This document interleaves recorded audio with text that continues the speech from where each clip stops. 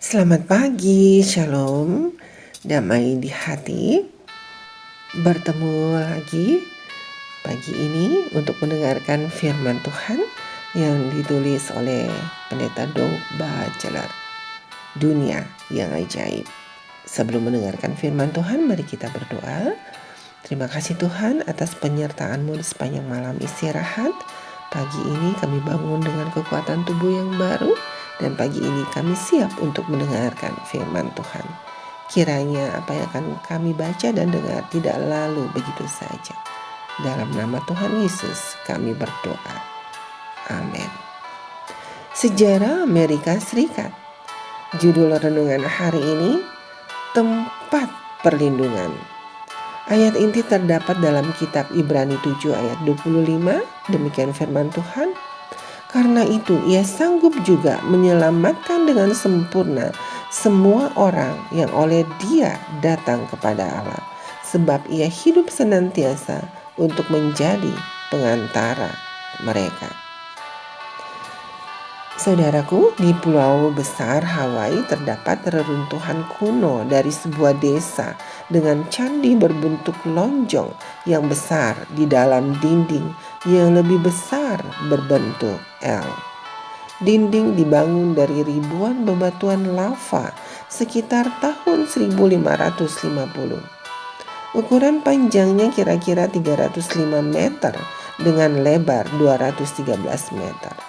Tebalnya sekitar 6 meter di dasar dan tinggi hingga 6 meter ke atas. Desa candi ini disebut Pu'uhonua atau tempat berlindung. Tembok besar memisahkan Pu'uhonua dari rumah kepala suku.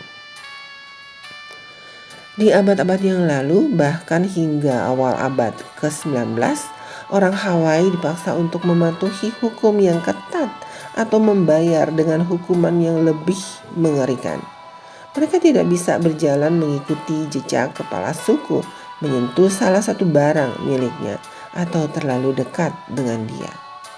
Bahkan ada undang-undang yang melarang bayangan mereka menyentuh pekarangan kerajaan. Ketika seorang penduduk asli Hawaii melakukan kapu dan merusak salah satu hukum suci, dia akan dijatuhi hukuman mati kecuali dia melarikan diri ke tempat berlindung itu di mana kahuna pule atau pendeta besar tinggal. Begitu masuk ke dalam dinding, dia aman dan terlindung dari penghakiman. Tidak ada yang diizinkan menyakiti orang yang mencari perlindungan di sana. Nanti pendeta besar yang akan melakukan ritual penyucian bagi pihak yang bersalah. Mereka kemudian bisa dinyatakan diampuni. Mereka sekali lagi tidak bersalah dan bebas untuk memulai sebuah hidup baru. Kota perlindungan juga disebutkan dalam Alkitab.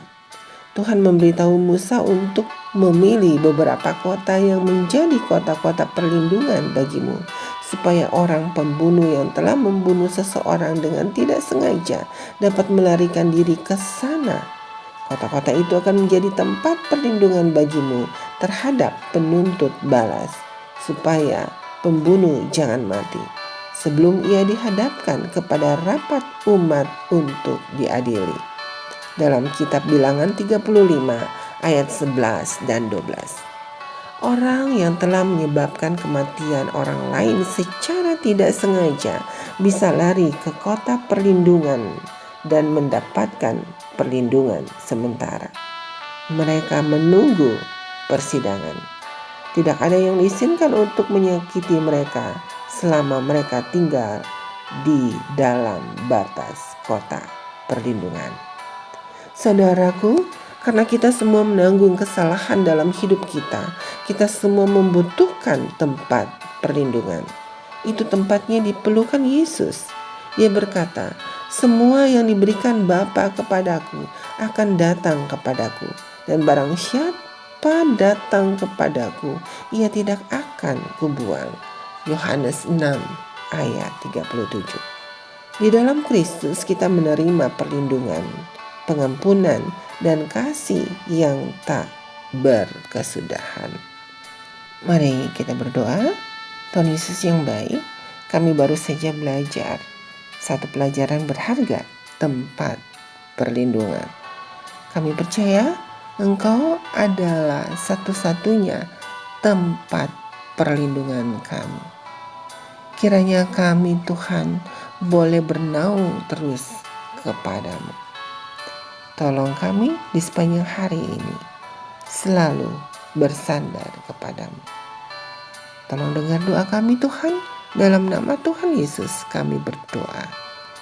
Amin.